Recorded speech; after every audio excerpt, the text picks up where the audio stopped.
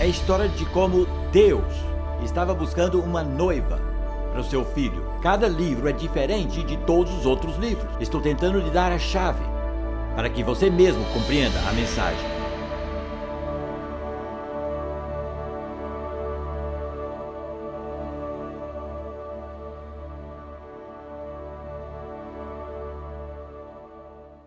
Bem, vamos continuar com nosso estudo de Êxodos. Estamos na divisão número 5, que se chama Libertos e Afogados. Não consigo resistir contar essa história sobre um pregador liberal.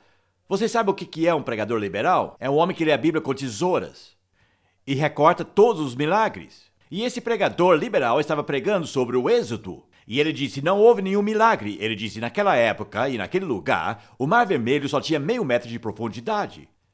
E uma irmã na congregação gritou, aleluia! Ele parou e perguntou, por que gritou aleluia? E ela disse, pelo milagre. E ele disse, mas eu expliquei, só tinha meio metro de profundidade. Eles passaram andando. Qual foi o milagre? E ela disse, afogar o exército egípcio em meio metro de água. Então, de qualquer forma, era um grande milagre. Tendo dito isto, vamos olhar o lado prático. E em primeiro lugar, a pergunta de qual foi a rota que eles seguiram para sair do Egito? Há a terra de Canaã e há 3 possibilidades que você vai achar em vários comentários sobre a Bíblia. A primeira rota é o que se chama a Rota do Norte. Saíram de Gósen aqui e passaram por esses bancos de areia. Esses são bancos de areia na parte rasa do Mediterrâneo. E atravessaram o mar ali. Eles atravessaram o Mediterrâneo, diz essa teoria. E os carros não poderiam segui-los por causa dos bancos de areia. Olha o mapa do Egito e você vai ver esses bancos de areia marcados. E aqui temos o lago Sirbones, aqui por dentro. E depois foram para Cádiz Barneia. Essa é uma teoria. A segunda teoria é que atravessaram diretamente para Cádiz Barneia, a rota do meio, mas havia uma linha de fortalezas ali, mais ou menos onde fica o canal de Suez. Os egípcios tinham uma linha de defesa muito forte aqui contra qualquer invasão do leste e teriam que atravessar essa linha de fortalezas. E eu acho isso improvável, porque não tinham armas para poderem lutar. A terceira possibilidade, e creio eu é a correta, foi a rota do sul, descendo até o Monte Sinai. Moisés viver aqui como pastor por 40 anos. Ele conhecia o território. E creio que ele os levou até aqui. E esse monte aqui é o Monte Jebel Musser, como é chamado hoje. Esse é o monte, de acordo com muitas tradições, onde Moisés recebeu os 10 mandamentos. O Sadat, presidente do Egito, quis construir um prédio em cima desse Monte Sinai, que combinaria uma sinagoga judaica, uma mesquita e uma igreja cristã em um só prédio, mas ele foi assassinado antes que pudesse fazer isso. Mas toda a tradição do Oriente Médio coloca Sinai bem aqui. Mas vamos olhar essa área com maiores detalhes, porque isso pode explicar alguma coisa. A Bíblia não diz que Deus dividiu o Mar Vermelho. O que a Bíblia diz é que ele mandou um vento oriental, que dividiu o Mar Vermelho. Agora, como que um vento do Oriente dividiria o Mar Vermelho? Essa é a pergunta que muitos têm perguntado. Bem, vamos olhar essa área mais detalhadamente. Os grandes lagos amargos, na verdade, estavam ligados ao que nós chamamos o Mar Vermelho nos dias antigos. E eram ligados por um mar raso chamado como Mar de Juncos. E é bem mais provável que seja então esse Mar de Juncos do que o Mar Vermelho.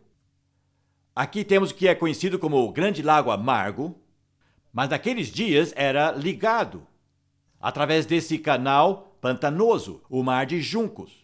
A linha de fortalezas descia aqui até o Lago Amargo. E os israelitas deixaram Gósen e vieram ao sul, porque o faraó apenas o deixou ir ao deserto, achando que depois poderia trazê-los de volta de lá. Então vamos imaginá-los acampados aqui, escondidos por uma nuvem. Deus mandou uma nuvem para escondê-los do exército egípcio que se aproximava daquele lado. Então, se eles atravessaram nesse ponto, então 2 forças naturais poderiam ter dividido a água. Um forte vento oriental levaria as águas do Grande Lago Amargo naquela direção, e com a maré voltando, as águas do Mar Vermelho estariam vindo nessa direção. Então, dá para imaginar uma divisão aqui. ao invés de duas grandes paredes de água que vemos no cinema. Seria isso aqui. Mas, obviamente, não explica o milagre de forma alguma. Como que esse vento oriental resolveu soprar ali na hora exata? A Bíblia diz que Deus enviou. Então, estamos examinando isso de uma forma prática, mas não estamos tentando desfazer o milagre. No mínimo, foi um milagre de coincidências. Mas na Bíblia não existe coincidência, só existe providência.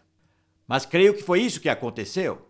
E, na verdade, uma foto de satélite desta área revela o canal que ligava o Mar de Juncos ainda está lá, mas está seco agora. Dá para enxergar? O grande Lago Amargo, dá para ver a linha. Essa fotografia de satélite, dá para ver o velho Mar de Juncos, bem claramente. Mas na Terra não é tão claro. Mas dá para ver a ligação que faz aqui.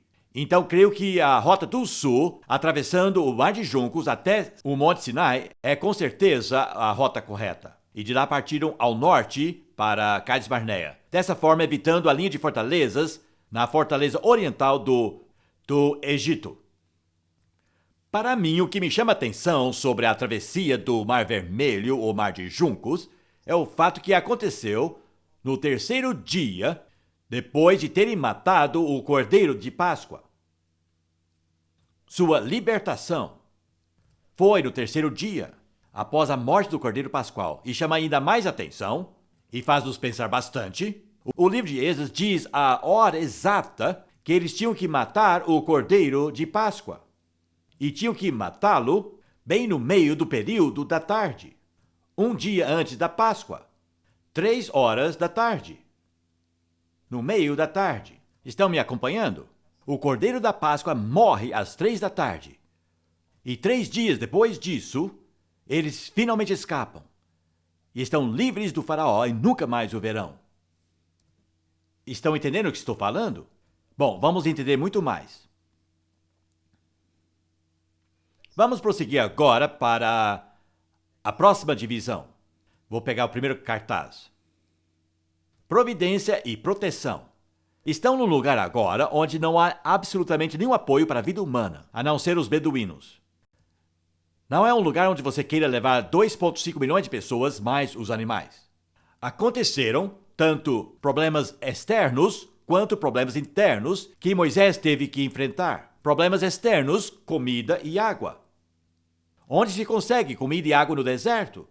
E a resposta é: Deus teve que providenciá-los. E providenciou comida para eles, na forma desses pedacinhos redondos de sei lá o quê, que encontravam no chão do deserto cada manhã. E quando colheram, descobriram que era comível e lhe deram um nome. E o nome foi: o que é isso? No hebraico, maná. Quer dizer, o que é isso? O que temos para o café? O que é isso? O que vamos almoçar? O que é isso?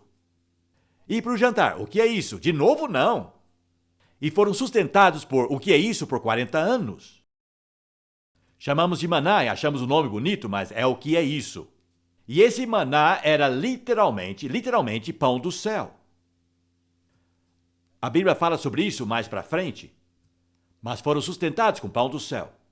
E reclamaram amargamente que não estavam comendo carne. Estavam acostumados a uma dieta de muita proteína lá no Egito e reclamaram que não havia carne. Nunca é uma boa coisa reclamar para Deus. Ele mandou um número tão grande de codornas que estavam em pilhas de 1,5 metros ali no chão do deserto. E comeram tantas codornas que ficaram até doentes. Não reclame a Deus, ele pode atender seu pedido. E água potável? Bom, a água era realmente o problema. O primeiro oásis ao qual chegaram foi esse lugar aqui. Essa é uma fotografia de um lugar chamado Mara. E viram água ali, então correram e tentaram beber, mas era salgada e amarga. Mas Deus fez um milagre através de Moisés e purificou aquela água e puderam bebê-la. Dá para ver que a água não é muito potável. É uma foto daquele lugar. Porém, o próximo oásis tinha água fresca. E é uma foto daquele lugar chamado Elum. Deus estava cuidando deles. Quando a água era ruim, Deus melhorava. E quando a água era boa, não precisavam de um milagre, tinham água. Então Deus provia para eles e os protegia. Você sabia que precisavam de 15 milhões de litros de água por dia? Para essa quantia de pessoas e de animais? 15 milhões de litros por dia. E depois conseguiram de reservatórios das rochas. Para mim, um dos maiores milagres nessa viagem no deserto foi que seus sapatos nunca se desgastaram. Eu já subi o Monte Sinai usando sandálias e foram destruídas aquelas pedras afiadas. No deserto de Sinai, acaba com os calçados na hora e diz que seus calçados não se desgastaram. Então, ou dizemos que isso é verdade e foi Deus quem fez, ou você tem que dizer que não passa de uma lenda. Não há meio termo quando você lê declarações como estas. Mas também encontraram problemas internos. Tenta imaginar aquela quantia de pessoas acampando juntas. Sabe, já dá problema quando você vai só com sua família para acampar. Todos vocês ali bem apertadinhos naquela tenda ou naquela barraca. Imagine só 2 milhões. Não é de se admirar que um dos maiores problemas que Moisés teve foram as disputas entre as pessoas. E ele teve que ser um juiz. E todos eles vieram a Moisés com seus problemas. Como em algumas igrejas grandes, todo mundo quer trazer seus problemas ao pastor. Era isso que estava acontecendo. E felizmente o sogro de Moisés era muito mais sensato que Moisés, embora não fosse parte do povo de Deus. E ele disse: você precisa de anciãos. E Moisés então designou 70 anciãos. Bem, vamos prosseguir com as nossas divisões. Agora estamos na segunda metade. E a primeira coisa que acontece nessa segunda metade são os 10 mandamentos, escritos com o dedo de Deus, nas pedras, em 2 tábuas de pedra. Agora, cada vez que você vê uma figura dessas 2 tábuas de pedra, você vê os primeiros 4 mandamentos de um lado e os outros 6 do outro. Mas não era assim. Havia 10 de um lado e 10 do outro também. Por quê? Porque era um contrato legal. E uma cópia era para Deus e a outra era para o povo. Estão entendendo agora por que tinha 2 tábuas de pedra? Porque era assim que deveria ser, havia 2 cópias, uma para cada parte. Mas como era uma aliança e não apenas um contrato, Deus escreveu os 2. Não havia nenhuma negociação. Deus disse: é assim que vão viver. E ele lhes deu 3 conjuntos legais. Um se chama os 10 mandamentos ou decálogo, que significa 10 palavras. O segundo chamamos o livro da aliança, que se encontra nos capítulos de 20 a 23. E depois temos um outro conjunto de leis, dos capítulos 25 a 31 ou 32, que são as leis de adoração. E todos eles formam a lei de Moisés. E mais, tem mais no livro de Deuteronômio também. Portanto, a lei não são apenas 10 mandamentos. É muito mais, são 613 regras e regulamentos sobre a maneira certa de viver perante o Senhor. Vamos começar com os 10 mandamentos. Há 3 princípios básicos, ou melhor, 2 que quero mencionar. Em primeiro lugar, o princípio do respeito. Todos os 10 mandamentos se baseiam naquele princípio. Respeito por Deus, respeito por seu nome, respeito por seu dia, e depois respeito por pessoas, respeito pela vida familiar. Honra teu pai e tua mãe. Respeito pela vida, não matarás. Respeito pelo casamento, não cometerás adultério. Respeito pela propriedade das pessoas, não roubarás. Respeito pela reputação, não darás falso testemunho. Respeito, respeito, respeito. Uma sociedade saudável e santa se constrói sobre o respeito. E um comediante famoso da televisão disse uma vez: nossa intenção é profanar tudo que é sagrado. E mais do que qualquer outra coisa, essas comédias têm destruído o respeito. Respeito pela pátria, respeito por autoridade, respeito pela polícia, respeito pela lei. Podemos ver em nossa sociedade o que acontece quando o respeito desaparece. Mas a base da lei de Deus é o respeito. Amar a Deus e amar seu próximo pode ser traduzido como respeitando a Deus e respeitando o seu próximo. Este é o princípio básico atrás da lei de Deus, uma lei de respeito. E perdendo o respeito por Deus, você entra em idolatria. E quando se perde o respeito pelas pessoas, você entra em imoralidade e injustiça. Então aqui vemos o fundamento da lei. É uma lei boa. A maioria dos 10 mandamentos tem a ver com atos, com feitos ou palavras. Mas o último dos 10 tem a ver com sentimentos. É o único que trata o coração. E talvez foi por isso que Paulo disse uma vez que conseguia guardar 9, mas não conseguiu o 10º. E o 10º é: não cobiçarás. Não queira o que você não tem.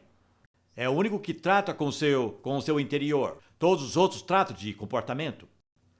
Há um princípio sobre essas 10 leis que as crianças judaicas aprendem com seus dedos. E o princípio é o seguinte: se você quebra um, quebra todos. Porque eles vão juntos como um colar. Não é, irmãs? Não importa onde você quebra um colar, se você quebra uma vez, você perde todas as contas. E este princípio é muito profundo, não são mandamentos separados. Eles formam a lei. Não são lei, mas são a lei. E ao quebrar em qualquer ponto, você quebrou a lei. Se o policial me parar porque estava correndo, não adianta dizer para ele: mas eu parei em todos os semáforos nessa tarde. Não importa quantos mandamentos você guardou, você quebrou a lei. E Deus está dizendo: essa é uma lei holística, assim por dizer. Quebrou um, quebrou todos. Transgrediu. A lei foi quebrada ao transgredir em qualquer ponto. Porque o respeito é uma coisa holística e não podemos respeitar algumas coisas e não outras. Ou você é uma pessoa que respeita ou não é. E quebrar os mandamentos é falta de respeito. O segundo princípio é responsabilidade. E hoje a psicologia e a psicologia e a sociologia nos ensinam que as pessoas não são responsáveis por suas ações. Estão até dizendo que a maldade se deve a um gene.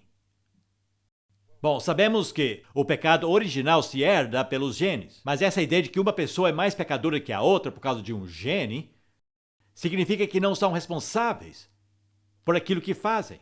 A lei de Deus diz que você é responsável. Você vai prestar contas, você escolheu quebrar a lei de Deus. E a lei de Deus diz que somos responsáveis diante de Deus, cada um de nós, para vivermos corretamente diante dele. Só esses dois princípios de respeito e responsabilidade estão embutidos e, portanto, um terceiro princípio também foi embutido, o princípio da retribuição. Há sanções nesta lei, e uma dessas sanções é a pena de morte. A pena de morte é aplicada contra 18 pecados diferentes contra Deus, na lei de Moisés. Não é bom que você não vive sob a lei de Moisés? Por exemplo, quebrando o sábado, pena de morte. Há a retribuição, há castigo na lei de Moisés. E eu observo em particular que há uma distinção muito clara na lei de Deus entre atos intencionais e não intencionais que fazemos. Há dois tipos de matar. Há o homicídio doloso e tem o homicídio culposo. Mas em todos esses casos diz que não há nenhum sacrifício na lei de Moisés para pecados que são contínuos, deliberados e intencionais. Como também é o caso no Novo Testamento. Basta ler a carta aos Hebreus.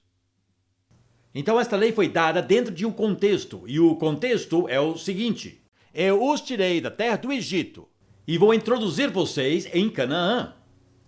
E é assim que vocês vão viver agora. Este é um ponto muito importante. É baseado naquilo que Deus já fez por eles e naquilo que ainda fará por eles, que ele apela que eles vivam corretamente agora. E é a mesma coisa no Novo Testamento, não é? Baseie-se naquilo que Deus já fez por você e naquilo que ele fará por você. Que ele diz: é assim que eu quero que você viva agora. Sem esse contexto, a lei se torna algo áspero, impessoal e bem horrível. Mas nesse contexto se torna algo bom. Tudo encaixa. É a resposta de gratidão à graça de Deus. Agora vemos aqui o fato de que Deus quer viver com eles. Ele deu os 10 mandamentos no topo do Monte Sinai. Vamos olhar o Monte Sinai agora. É um monte temível e tem uma outra figura aqui que já dá uma ideia do que vou falar daqui a alguns instantes. Mas não olhem aqui agora. Aqui está o Monte Sinai. É uma montanha extraordinária, já escalei essa montanha às 3 da manhã. Antes do nascer do sol, achei uma menina no topo, uma menina judia, lendo os 10 mandamentos em hebraico. E eu lhe perguntei, qual o seu nome? Ela disse, Miriam. Eu disse, puxa, mas faz muitos anos que você está aqui. Bom, de qualquer forma, tem um mosteiro ao pé desta montanha, mas eu sempre me perguntei, quando disse na Bíblia, não toque no meu Monte Santo, como assim não tocar na montanha? Não faz sentido. Até ver essa figura. Dá para chegar bem rente à montanha e tocar nela, porque fica bem perpendicular ao chão do deserto. Estão vendo? Bem íngreme. Tiveram que construir uma cerca, porque Deus queria que compreendessem que ele era um Deus santo. E não era qualquer um que poderia vir e conversar com Deus, porque ele é santo. Portanto, ele disse, ninguém pode tocar o meu Monte Santo. Então Moisés usou de bom senso e levantou uma cerca ao redor. Porque dá para ir e tocar nela, tem umas pessoas ali. Você pode se aproximar e tocar na montanha. Mas Deus queria comunicar a eles a sua santidade completa. E ele disse, Moisés pode subir, e Arão pode subir. Mas quanto aos outros, não podem nem tocar nela. Mas agora Deus diz, depois de dar a Moisés os 10 mandamentos aqui no meio de raios e trovão e fogo, bem assombroso, Deus diz, quero descer e morar numa tenda com vocês. Mas eu vou morar num tabernáculo que comunica a minha santidade. E pelo qual vocês têm que mostrar respeito e tratar com reverência. Um lugar santo. E na verdade, bem no meio do tabernáculo estará o cômodo onde eu moro de verdade e será o Santo dos Santos. E, portanto, Deus lhes deu as especificações de seu tabernáculo. Olhamos rapidamente mais cedo, mas vamos olhar novamente. Tinha que ficar bem no meio do arraial, e todas as outras tendas teriam que ficar ao seu redor numa ordem especial, que falaremos daqui a pouco. As tendas mais próximas pertenciam aos sacerdotes e aos levitas. Portanto, ficavam entre o povo comum e o lugar santo. E o tabernáculo em si tinha que ser cercado com apenas uma entrada. E o tabernáculo de Deus ficava dentro, mas tinha 2 cômodos. E o cômodo interior era o cômodo de Deus. E naquele lugar, apenas uma vez por ano, um homem poderia entrar. Mais ninguém. Jamais. E esse tabernáculo é tão cheio de detalhes. Vamos olhar algumas figuras bem rapidamente aqui. A beleza era de tirar o fôlego, mas a maioria dessa beleza era escondida. Cortinas e coberturas com bordados lindos, mas todos eles eram cobertos com pele de castor no exterior, escondendo a beleza de todo o povo. Só viam essa pele exterior, sem beleza. Mas sabiam que por dentro haviam móveis de ouro e cortinas lindas, bordadas, com cores celestiais. Azul, a cor do céu, e vermelho, a cor de sangue. Prata e ouro. Era uma tenda magnífica, mas havia uma cerca bem alta que tampava a visão. Então era bem escondido. Havia um certo mistério ali. E aqui vemos alguns dos sacerdotes no véu exterior. E havia outro véu antes do Santíssimo Lugar. Bom, vamos entrar agora e vamos olhar aqui dentro. Aqui nós temos a parte exterior, uma espécie de vestíbulo, ou a antessala do Palácio de Deus. E aqui tinha a mesa dos pães de proposição e o candelabro também, e o outro altar pequeno. E vamos voltar ao outro, porque mesmo os sacerdotes que queriam falar com Deus tinham que vir a esse altar primeiro e oferecer um sacrifício, matar um animal e queimá-lo, e depois tinha essa grande bacia onde eles tinham que lavar-se e purificar-se. Tudo isso está nos dizendo, você quer chegar a Deus, primeiro você tem que sacrificar e depois tem que purificar-se. Há tanto significado aqui, não é? E Deus disse, essa é uma cópia de onde moram no céu. Essa é apenas uma réplica da coisa verdadeira.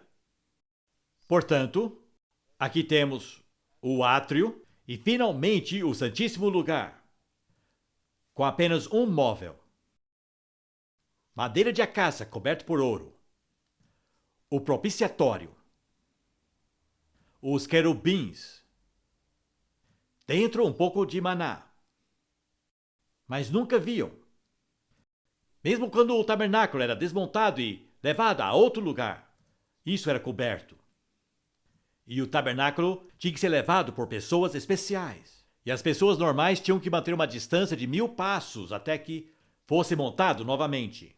E a primeira coisa era levantar o tabernáculo de Deus. Depois cada um montava o seu, no lugar correto, cercando-o. Tudo isso falava da santidade de Deus, mas falava também de um Deus santo que estava disposto a morar no meio de seu povo. Maravilhoso. Acho que talvez perdemos um pouco da reverência e o assombro que precisamos para um Deus santo. O tratamos como colega. Precisamos lembrar que ele é santo. O sumo sacerdote. Até o vestuário do sacerdote era especificado. Tinha que estar certinho. E o sumo sacerdote usou no seu peitoral essas 12 joias que representavam as 12 tribos pelas quais era sacerdote. E essas 12 joias aparecem de novo na última página da Bíblia, na Nova Jerusalém. Bem, poderíamos passar horas aqui, mas vocês terão que ler outros livros. Isso é cheio de significado, cheio de simbolismo. Deus disse só pessoas especiais podem usar isso. Os sacerdotes. E só pessoas especiais podem construí-lo. E foi quando ele lhes concedeu habilidades impressionantes. Era de se pensar que tudo isso realmente mostraria ao povo a santidade de Deus. Mas enquanto Moisés estava no monte, você sabe o que aconteceu. Dessa vez, Arão ficou embaixo. E o povo veio a Arão e disse: Moisés está demorando muito dessa vez. Achamos que ele não vai voltar. Queremos um Deus aqui embaixo. E então Arão disse: me dê seu ouro. E lhe deram ouro. E Arão disse a Moisés depois: coloquei tudo nesse pote e saiu isso aqui. Sabe, se você quer dar uma desculpa, tente achar alguma desculpa melhor. Mas foi o que ele teve a cara de pau de dizer para Moisés. Só coloquei o ouro aí dentro e olha o que saiu. Agora, essa figura aqui é de um deus dos egípcios. Falei com vocês dos touros, e os bezerros são um símbolo de fertilidade. E o touro é um símbolo muito comum. Me falaram que há um touro de ouro assim, do lado de fora da Bolsa de Valores Europeia em Frankfurt on Main. É um símbolo de riqueza e fertilidade e prosperidade. Saiu isso aqui, disse Arão. E porque a idolatria leva à imoralidade, porque quando você perde o respeito por Deus, você perde o respeito por outras pessoas. E houve uma orgia ali. Bom, vocês conhecem a história. Foi bem sórdida. E quando Moisés desceu e viu o que estava acontecendo, ele quebrou as 2 cópias da lei de Deus. Ele as despedaçou. Foi só um símbolo do que eles estavam fazendo. Eles já tinham quebrado a lei.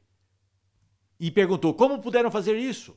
Daí ele voltou ao monte e disse: Deus, estou farto deles. E Deus disse: também estou.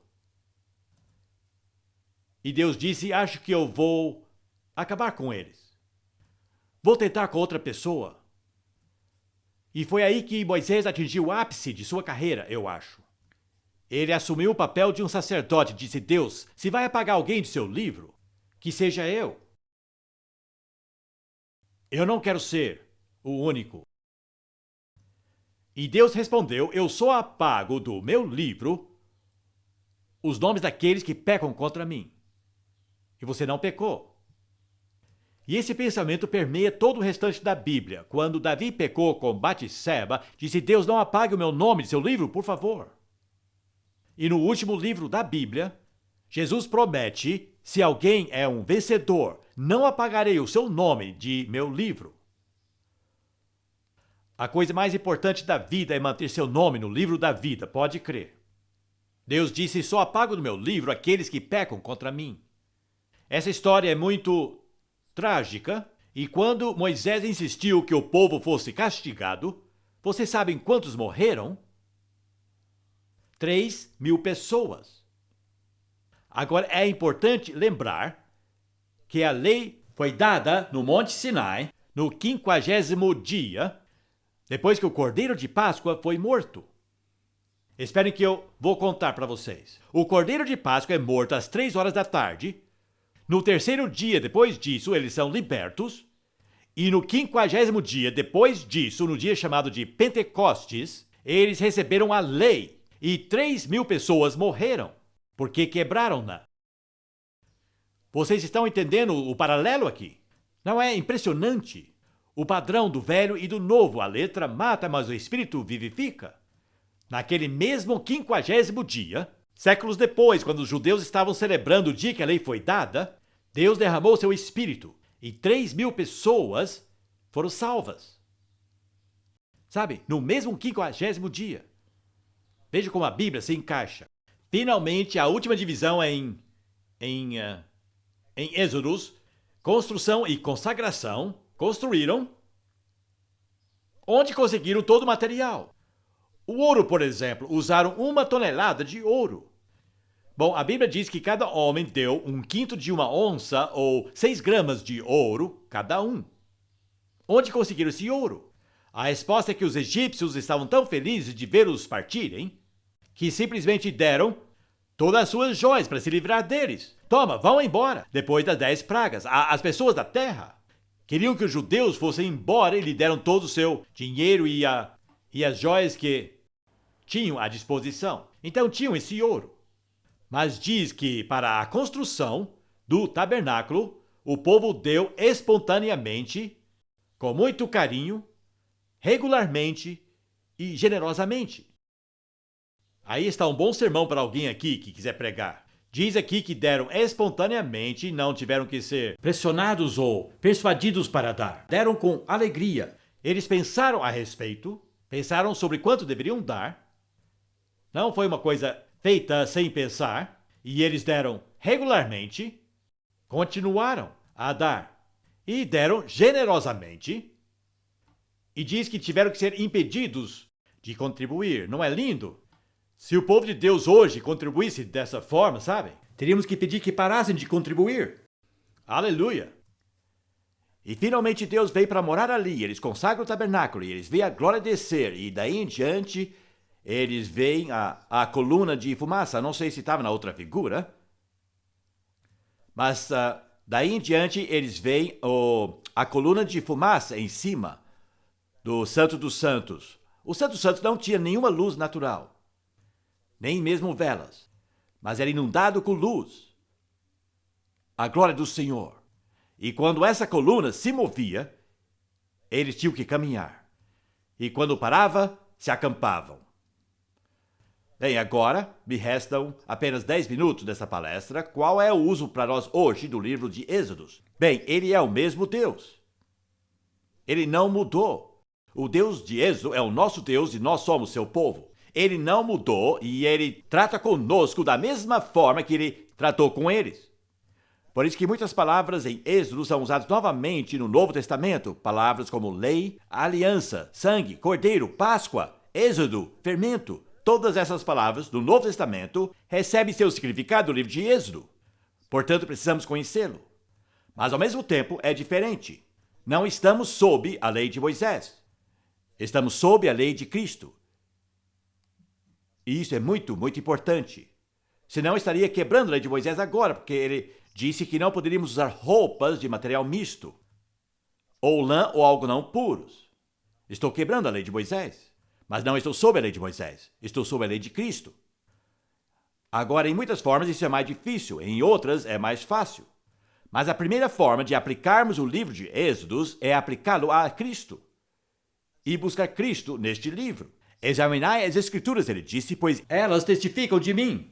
Agora, o Êxodo é central ao Velho Testamento. Todos os livros depois de Êxodo olham para trás para Êxodo, como a redenção, sobre o qual todo o resto se baseia.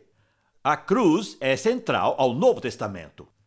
Em que forma o Êxodo é ligado à cruz? Bem, 6 meses antes de morrer na cruz, Jesus estava lá em cima, no Monte Hermon, aquele monte com neve lá no norte de Israel, com 2.800 metros. E ali ele conversava com Moisés e Elias. E o Evangelho de Lucas nos conta sobre o que eles conversavam. Será que vocês já pensaram nisso? Sobre o que eles conversavam? Diz ali que conversavam sobre o êxodo que Jesus estava para realizar lá em Jerusalém. Não é impressionante? Moisés e Jesus falando sobre o êxodo que Jesus estava para realizar. Isso nos dá uma dica.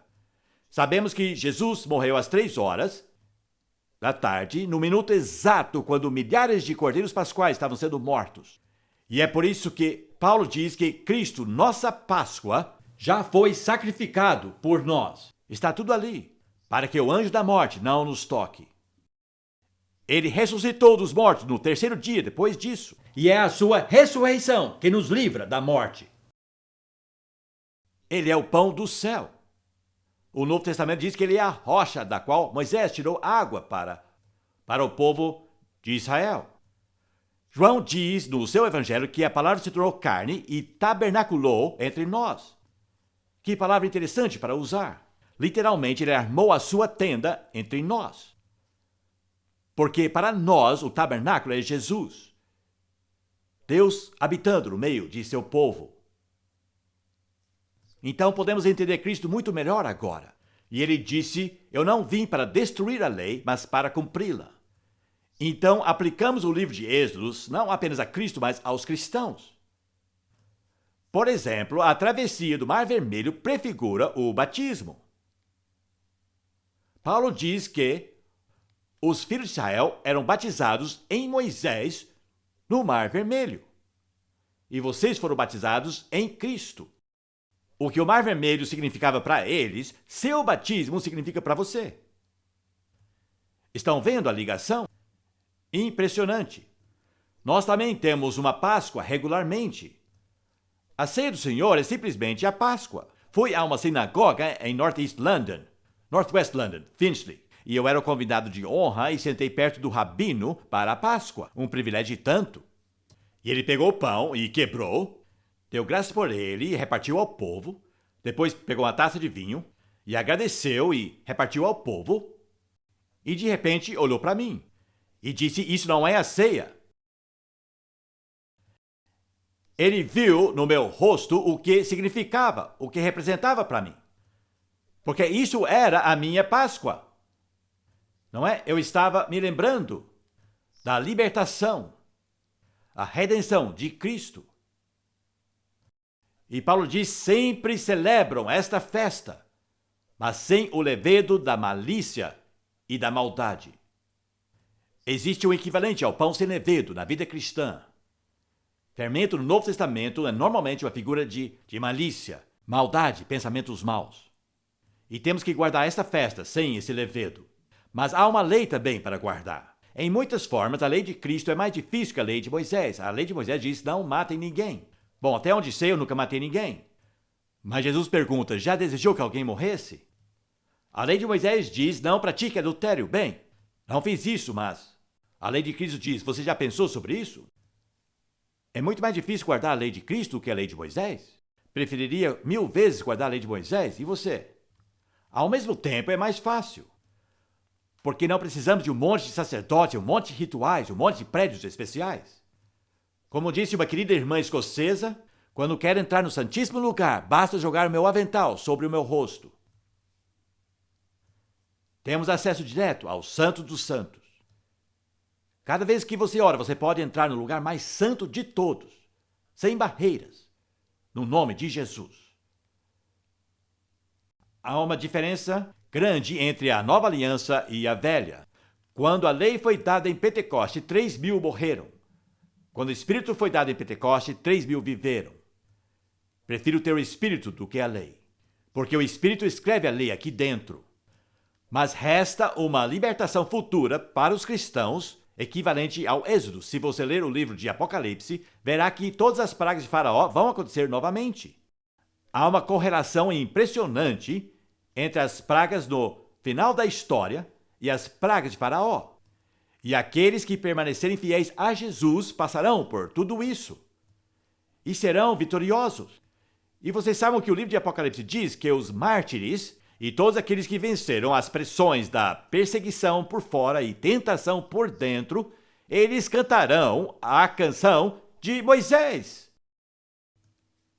Nos céus ouviremos a canção de Moisés. E se voltar ao livro de Êxodo, capítulo 15, a primeira canção gravada na Bíblia foi composta por Miriam para celebrar o afogamento dos egípcios no Mar Vermelho. E quando todos os problemas desse mundo estiverem acabados, estamos seguros lá na glória, então cantaremos a canção de Moisés. Teremos passado por um êxodo duplo, tanto o êxodo da cruz, e isso já aconteceu, e o escape de todos os problemas que estão vindo por Jesus Cristo, nosso Senhor. Amém.